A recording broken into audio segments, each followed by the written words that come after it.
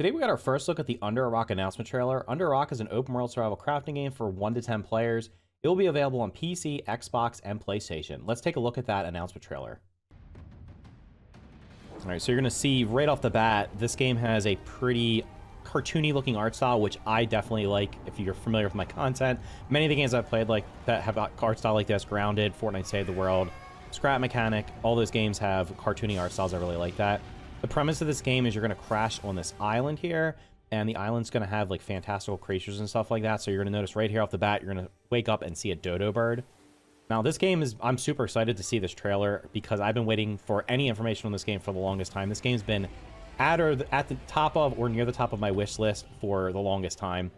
So right here, you're going to notice that the character you're playing as is going to jump on this dodo bird and start riding through this jungle here. Right here, we're going to have some type of cat that's got fangs, so I don't know what that's supposed to be, like a little saber-toothed cat or something like that. First glance, it looked like it was kind of big, but it's actually kind of small. But that's pretty cool right there. So we're going to come outside of the jungle here, and it's just going to open up into this awesome-looking world. So I can't wait to dive into this game. It just looks absolutely amazing. I do believe they're going to show a little bit of gameplay in just a second. From everything I've seen, we'll look at some more information after this. It's got your standard crafting building stuff, so you can see there's a glider there. It looks like there's teleporters. Also, we're going to have grappling hook here. You're going to be collecting resources as you typically would. Looks like there's going to be either boss fights, or that's just like a enemy there, a big enemy. Base building. Looks like there's some kind of magic or puzzles involved in the game as well.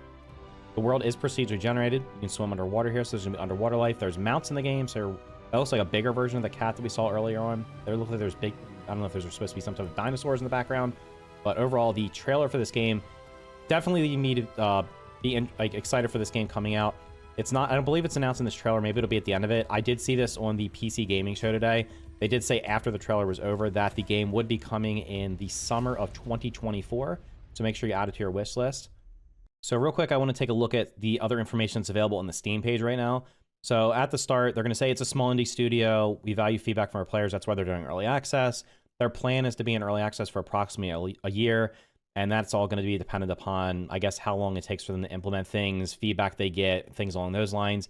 Typically, early access survival games are in early access longer than they initially estimate. So a year would probably be on the ambitious side. I'd say it's probably more likely to be a little bit longer than that, but I guess we'll just have to see how complete the game is when it releases.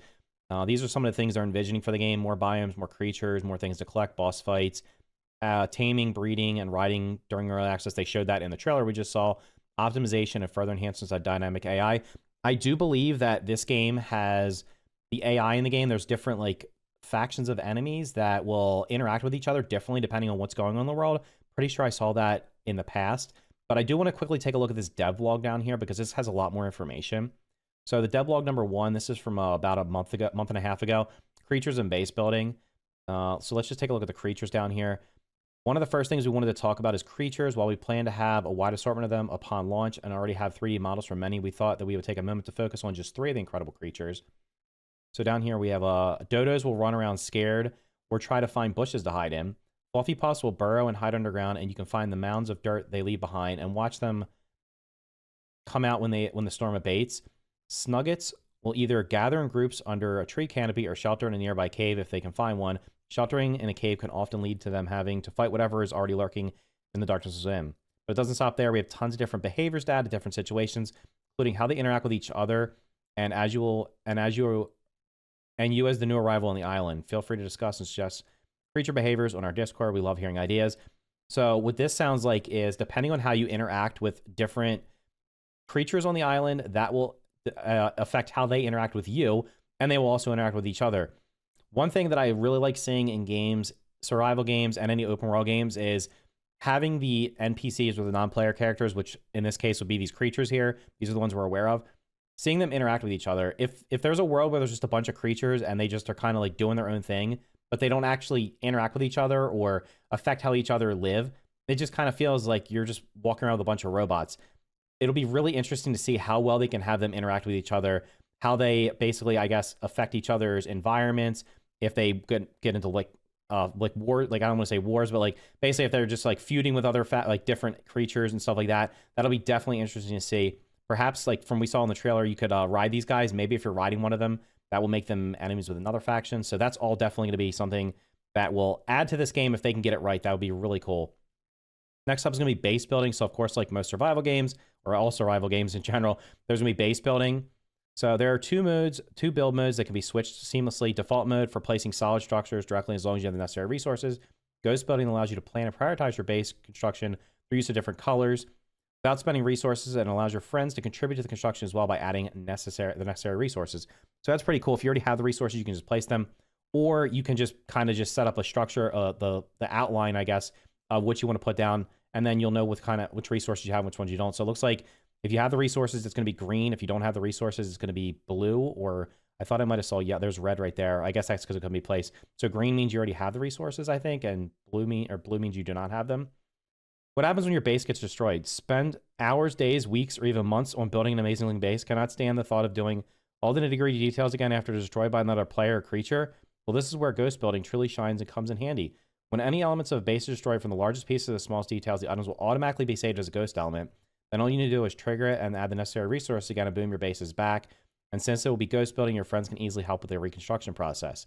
So I know in a lot of games, people don't want to have to, I guess, participate in, or they don't like spending hours and hours and hours building a base only to have it destroyed if it gets attacked by enemies, or in this case, I guess, players. I don't know if it said PvP. I'll go back up and check that in just a second to see if there's going to be PvP involved in it. It sounds like there's going to be based on this, but this is definitely a cool feature. So you build up, like, you spend hours building a base, and then if something happens to it, it's okay. After the fight's over, all the pieces will still be there, where you just have to plug in the resources you need. So that's definitely a cool feature I have not seen in other games before.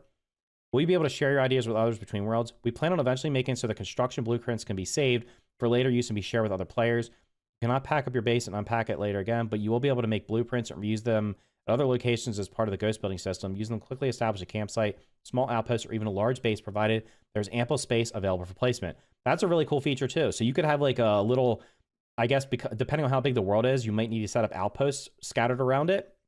So it looks like you'll just be able to maybe build like a little small base and then copy and paste it, basically copy that as a blueprint, and then replicate it somewhere else really easily if it's something really small. Or you can even do large bases, but I think this would definitely be really useful for small outposts. So as you're discovering or exploring around the world, you can basically just quickly set up an outpost that has all the necessary things you need without having to worry about sitting there and going to find all the resources and placing all of them one by one. That's a really cool feature there. What kind of limitations you get back? There will be very few rules limiting where you build on the ground, in trees, inside caves, even underwater. We won't stop you, although the wildlife might try to. So it looks like you're not going to have that issue where in some games there's places you just can't build because, I guess, of story reasons, or the developers don't want you to build there for whatever reason. So here it looks like you're going to pretty much have almost unlimited ability to build wherever you want. That's definitely cool. Games being made in Unreal. So making Under Rock requires a powerful game engine. We're using Unreal 5 with all the latest bells and whistles. That's going to make the game look probably very visually stunning. I will say, though, I would say right now the only concern I would have with it being an Unreal 5 is going to be, from my experience, a lot of games that are built in Unreal 5 are hard to mod. And for survival games, modding is often something that definitely adds to the life of the game. So we'll have to see if they're going to have something like official mod support somehow. It also can just depend upon how you build your game in Unreal. You can make it like super locked down where it's really hard to edit the game files, or I guess you could make it a little bit easier so people could mod them. But that's the only concern I have right now. Sneak peek of what's to come. This is probably just talking about they're going to be doing future blog posts, which is definitely pretty cool. Did want to go back up here and see if it says PvP. It does say, it says online co-op, LAN co-op. So on here, does it say PvP? It says PvE, so I guess it doesn't say PvP specifically, but it does sound like players can possibly damage your structures. So I'm not sure if they just forgot to put the PvP flag on here or not. But based off these tags, you're also going to notice procedural generation, and then the character customization. For me, and then it says RPG, so maybe there's going to be skills you unlock or something, some type of RPG. It would lead me to believe there's going to be some type of skill system or something, some kind of character traits that you have that will differentiate you. So each time you play, you have a different character.